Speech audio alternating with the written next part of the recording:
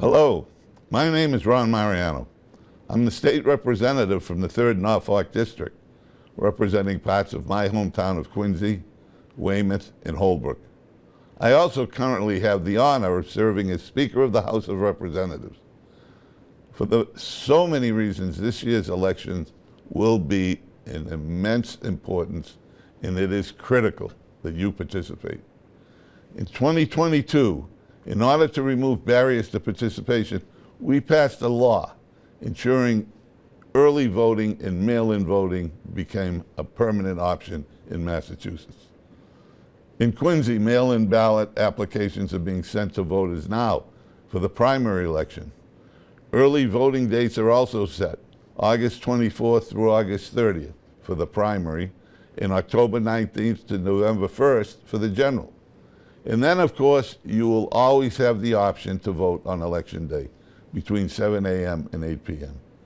The primary is on September 3rd, and we hope that you will take advantage of these opportunities to make sure your voice is heard this fall. I also want to provide you with an update on what's been happening on Beacon Hill. I'm proud to announce that the legislature recently passed an annual state budget that allocates key funding to better support Massachusetts students and families, to increase access to affordable health care, and to provide for a safer and more reliable public transportation system. Despite federal pandemic funds drying up and state revenues declining this year, we were able to ensure that these critical priorities were funded while also improving the state's rainy day fund. We also continue to make major investments in education, as well as funding the state's free school breakfast and lunch program for all students. We also oversaw a record investment in the MBTA, including creating a first-of-its-kind low-income fare program and authorizing $250 million for the Commonwealth Transportation Fund to unlock an estimated $1.1 billion for transportation capital projects, including for the MBTA's track improvement program. The legislature was able to do this without raising taxes. And on top of that, we also passed a $1 billion tax cut to ease the individual tax burden Massachusetts residents face.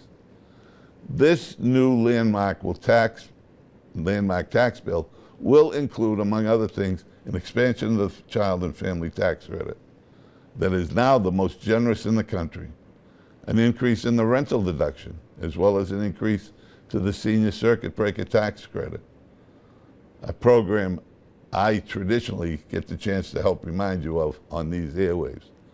We also changed the estate tax and the short-term capital gains to address areas of the tax code where Massachusetts was an outlier. Recently, the House also led the way on a modernization of a gun bill, just signed by the governor yesterday, which will allow Massachusetts to continue to be a national leader in gun safety. This legislation tackles new technologies left out of Massachusetts' existing firearms laws to address issues such as untraceable ghost guns, 3D printed guns, and it enhances Massachusetts red flag laws. At the local level, I'm proud to bring extra resources back to Ward 2 Civic Association and the Penns Hill Neighborhood Association and to Faxon Park, as well as support for ongoing downtown development efforts and the funding of a new Quincy courthouse. Most importantly, my office and staff are available to your individual needs when it comes to navigating and getting the most out of your state government. If there is anything you need that we may be able to assist with, please call us at 617-722-2500.